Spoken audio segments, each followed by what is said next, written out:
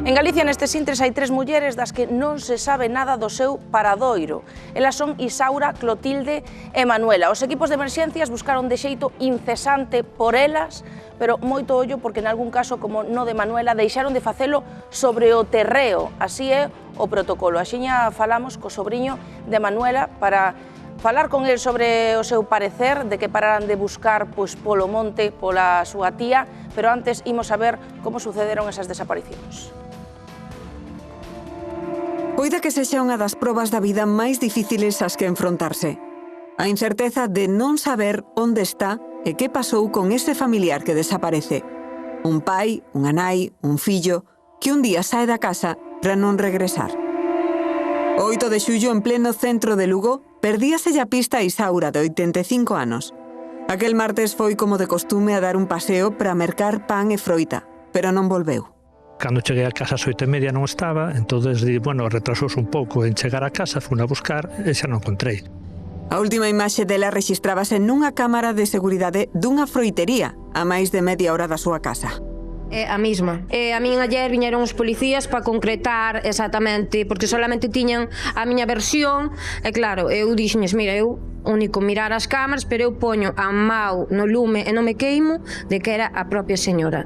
Fixéronse batidas, unha busca intensa polos arredores de Lugo, pero sen resultado. Hai xa 9 días que en Lalín buscan a Clotilde, de 53 anos e con problemas de mobilidade. Foi o seu marido quen ao regresar a casa ou non atopala, deu a voz de alarma. O uso de drones, cans de rastrexo e ata un dragado do fondo do lago Pontiñas resultaron infructuosos. Cada día que pasa, pues vai terminando, porque se van acabando as ideas, porque se van acabando as posibilidades tamén de supervivencia. Imos esta vez ampliar un pouco máis a esperanza de poder atopala. Case polas mesmas datas, o domingo pola tarde, esvaeceuse Manuela en avión.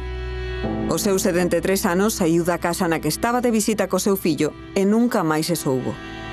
Al tener Alzheimer, pues mucha gente pues camina, se despista y a lo mejor tropieza, se cae. Se ha buscado en las mismas zonas donde se buscó, pues otra vez hemos vuelto a buscar y nada, continuamos con la búsqueda. Un operativo que finalizouse en éxito tras rastrexar os montes de Avión. A familia seguirá buscando sen descanso a Manuela. Seguirá buscando sen descanso, por suposto que sí, e de feito, cando son agora mesmo as 8 menos 5 da tarde, falamos xa co sobriño de Manuela, con Rubén. Rubén, moi boas tardes. Hola, boas tardes. Rubén, porque xustamente vos tedes noticias, obviamente houve un importante despregamento de busca, Garda Civil, equipos de emerxencias, drones, unidades caninas, de todo, pero 7 días, non? Hai agora 3 días, toda esa busca sobre o terreo suspendeuse, non? Non sei como acolledes vos esta nova e, sobre todo, que estades facendo para seguir intentando buscar a túa tía. Claro, a ver, ao final nos dende o domingo vémonos desamparados, tanto pola falta de medios oficiais como polas autoridades, e o que nos queda é un pouco pois facer esa búsqueda entre voluntarios, familia, continuar un pouco co traballo que se estivo facendo a semana pasada, pero claro, cunha falta de medios que se nota demasiado a hora de pois abarcar máis terreos, bueno, pois eso, coordinar a máis xente e todas esas cousas. Foi unha decepción para nós como familia e ao final, pois claro, está recaendo todo o peso da búsqueda pois simplemente en voluntarios e familia. Claro, Rubén, a vos comunícanvolo e vos dicides, pois non imos a parar de buscar a Manuela nós mesmos con toda a xente que nos queira axudar e, dende logo, que como se volcou a xente deixou vos máis que sorprendidos, non? Sí, a verdade é que, bueno, durante a propia semana, sendo días laborables, a asistencia de voluntarios foi bastante numerosa, pero, bueno, sí que xa o fin de semana, bueno, foi unha grata sorpresa para todas nós, pois ver a tanta xente disposta a axudar, tanta xente que soubeu pasar ali o día, a pesar dunha climatoloxía horrible, a meterse por onde fixera falta para poder atopala.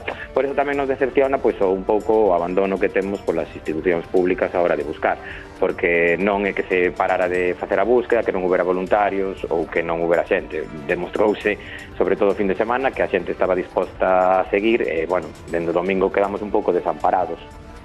É de verdade unha reivindicación que compartides moitas familias de desaparecidos e agora veremos nos minutiños exactamente pois o protocolo que teñen establecidas as forzas de seguridade en casos como de túa tía Manuela. Rubén, que non sei se ao longo destes días temos que lembrar que túa tía é de Piñor, de Cea, desaparece en Avión, estaba visitando unha casa, non sei se estes días que vos seguides, por suposto, buscando, xa son 10 días desaparecida, tivestes algún tipo de pista, alguén puido ver algo, abriuse algunha fiestra de luz ou aínda nada? Non, a verdade é que, bueno, o que máis decepcionante en todo este proceso foi que eso, tras 10 días que levamos de búsqueda, non se era atopado un rastro, unha mínima pista ou por onde seguir. Eso é o que dificulta tamén todo o traballo, porque non temos, pois eso, como unha forma de seguir buscando sen pasar por sitios por los que xa pasamos, por si acaso non vimos algo ou demais. Bueno, pois Rubén Conde, grazas por estar connosco aquí no Hora Galega. Mandamos vos unha aperta máis que grande a toda a familia, de verdade que sí, porque son momentos máis que tensos e o gallá todo teña un final o máis positivo posible. Aquí estaremos para acompañarvos a todos vos, vale?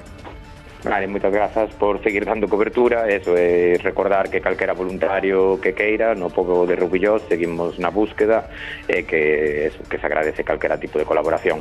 Grazas, Rubén.